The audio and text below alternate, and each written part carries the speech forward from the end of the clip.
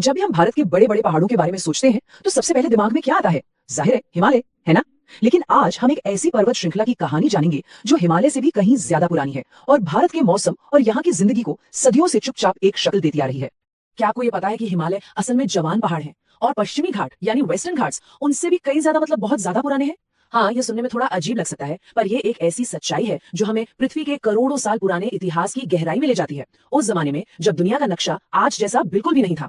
तो चलिए एक सफर पर चलते हैं टाइम में पीछे। हम लाखों नहीं करोड़ों साल पीछे जा रहे हैं, एक ऐसे युग में जब इन पहाड़ों की नींव रखी जा रही थी। ये पहाड़ तब बने थे जब भारत एक बहुत बड़े सुपर कॉन्टिनेंट गोंडवाना का हिस्सा था। जरा सोचिए, एक ऐसा वक्त जब इंडिया, अफ्रीका, ऑस्ट्रेलिया और अंटार्कटिका ये सब आपस में जुड़े हुए थे, जब धरती पर न हिमालय का कोई नामो निशान था न इंसान थे। तब ये पहाड़ शान से खड़े थे।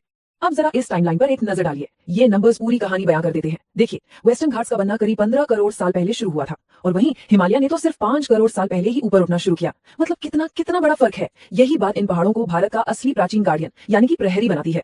तो सवाल ये है कि ये बने कैसे? देखिए, इन पहाड़ों का जन्म कोई शांत घटना नहीं थी। ये आग और धरती की उथल पुथल से भरी एक, कह सकते हैं, बड़ी ड्रामेटिक कहानी है। वेस्टर्न घाट्स की कहानी सीधे सीधे ज्वालामुखी से जुड़ी है। इन्हें उसी भयंकर घटना ने शक्ल दी थी जिसने डेक्कन ट्रैप्स को बनाया था, जो कि भारत के इतिहास के सबसे बड़े ज्वालामुखी विस्फोटों में से एक थे।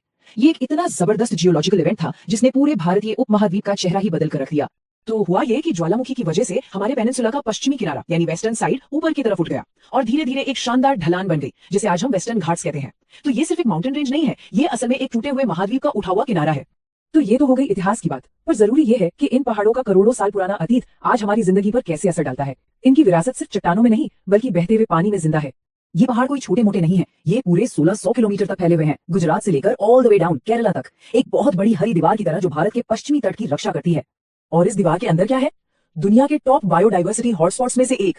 इसका मतलब ये है कि यहाँ हजारों ऐसे पेड़ पौधे और जीव जंतु मिलते हैं जो पूरी दुनिया में और कहीं नहीं है। ये सच में कुदरत का एक अनमोल खजाना है।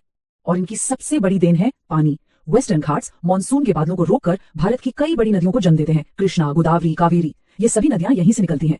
ये नदियां करोड़ों लोगों के लिए, सच कहें तो, एक लाइफलाइन है।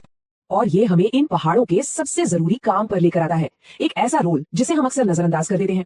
ये पहाड़ सिर्फ जमीन का एक टुकड़ा नहीं है, ये एक बहुत बड़ी जिम्मेदारी निभाते हैं। जरा सोचकर देखिए, ये प्राचीन पहाड़ हर साल बिना फेल हुए मानसून के बादलों को रोकते हैं और जीवन देने वाली बारिश लाते हैं। और शायद हम हर साल उनकी इस मेहनत को भूल जाते हैं। तो अगली बार जब आप इन हरे भरे पहाड़ों को देखें तो याद रखें, वेस्टर्न घाट सिर्फ चट्टाने नहीं है, वो भारत के प्राचीन क्लाइमेट इंजीनियर्स हैं। वो एक जिंदा सिस्टम है जो करोड़ों सालों से भारत के भाग्य को आकार दे रहे हैं। और असली सवाल ये है कि क्या हम भविष्य के लिए उनकी इस विरासत को संभाल कर रख पाएंगे?